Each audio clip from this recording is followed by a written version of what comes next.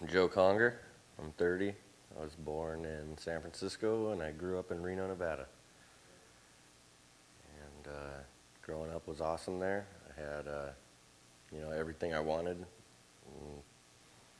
Until I was like 10, my parents split up, but I still got everything I wanted. I still got lots of love from both members of the family. I decided to live with my dad. Well, my dad smoked pot my entire life, and most of his life. But he smoked a lot of joints. And this sounds funny, but I went to DARE. We all have the DARE classes, DARE to keep kids off drugs. They have this pamphlet that opens up, and it has different drugs and things on it that, there's like samples, I guess, and they're all freeze-dried in there or whatever, laminated in there. And they had roaches on there. I was like, I know what those are. So I went home and stole a couple from my dad. And I went in the bathroom and smoked them, and the whole house smelled like pot anyways, so wasn't going to get in any trouble. And so I smoked those, and then I was like, this doesn't do anything, but I found myself in the bathroom an hour later, staring at the wall, like, oh, guess it does do something. So about 11, I started smoking pot, and about 12, 13, I had a neighbor that drank a lot of vodka, and we used to trade him joints for vodka, and we'd get real drunk. And I grew up around a lot of dirt bikes and things. We used to go ride out in the desert and drink all night, and then be hungover in the morning, but ride back real slow. Or I never stopped drinking after 13, though. I drank continuously. I added opiates into my life around 16 when I first started breaking bones from bikes. I just wanted to continue the thing, the high that the pills that they gave me to not abuse that I abused.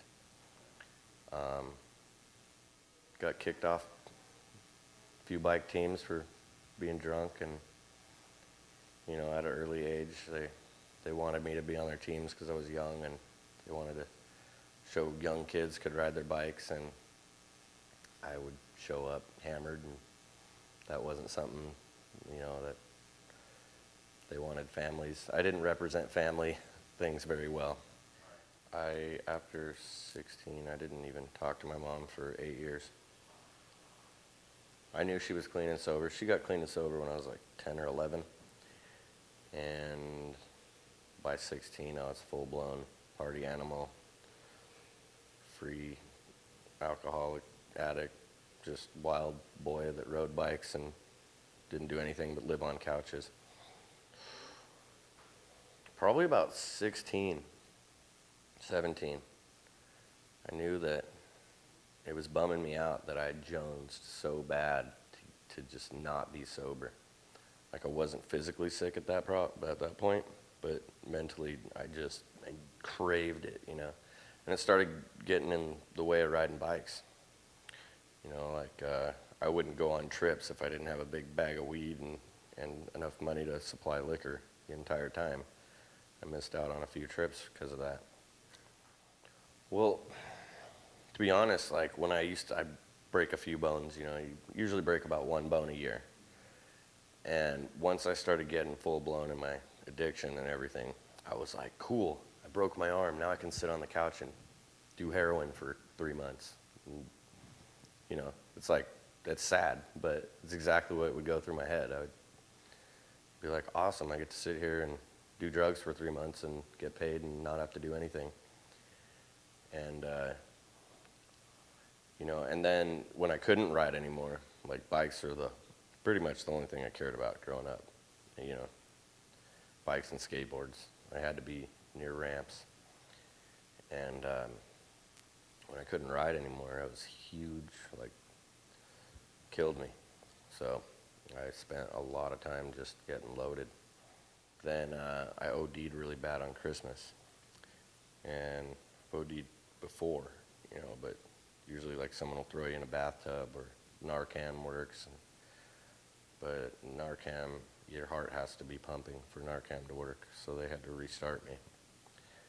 And I woke up and my face was a little saggy, and I had all these things in my arms. And it's not really so much, at that point, you really don't care if you die. It's not like you're full-blown suicidal. You're just miserable, and if this one takes me, so be it. My mom, she's a drug counselor. I thought I would go to one of her houses and get better, and she had this little condo at the time, so I thought I could go to the condo and, or something, or maybe just stay on her couch or something, and get better, and then go back to being a turd of a human being.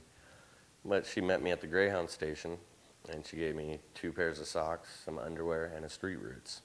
Said, if you find somewhere to get help, I'll take you there.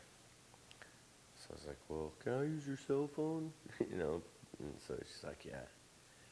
So I got in the car. We called City Team. I talked to Sean. I was here 15 minutes later. He said, come down at 3. I was here 15 minutes later. I talked to Roger. I was on the 29th. And he said, if you come back 1 week from today, you will have a bed. 1 week, 3 o'clock sharp. So I was back, freaked out. I was homeless for a total of 18 hours. I've never, it's just not for me. Like I walked around and all night, and I'm like, there's no way I'm going to do this with my life. I'm 30 years old. It's a good time to quit, before it's, too late or too, it's never too soon, but it can be too late, So I actually want to help people. I like Roger asked me one time, he's like, what do you think of my job when we were following around? I told him, I think your job sucks, and then the more I helped him throughout the day, we got to do intakes and help people and everything, and I was like, you know what, at the end of the day, I take that back. I'm like, dude, your job's awesome. You get to help people, totally help me, and he doesn't like any praise, give it all to God. Well, God helps you, help me. So thank you and thank God,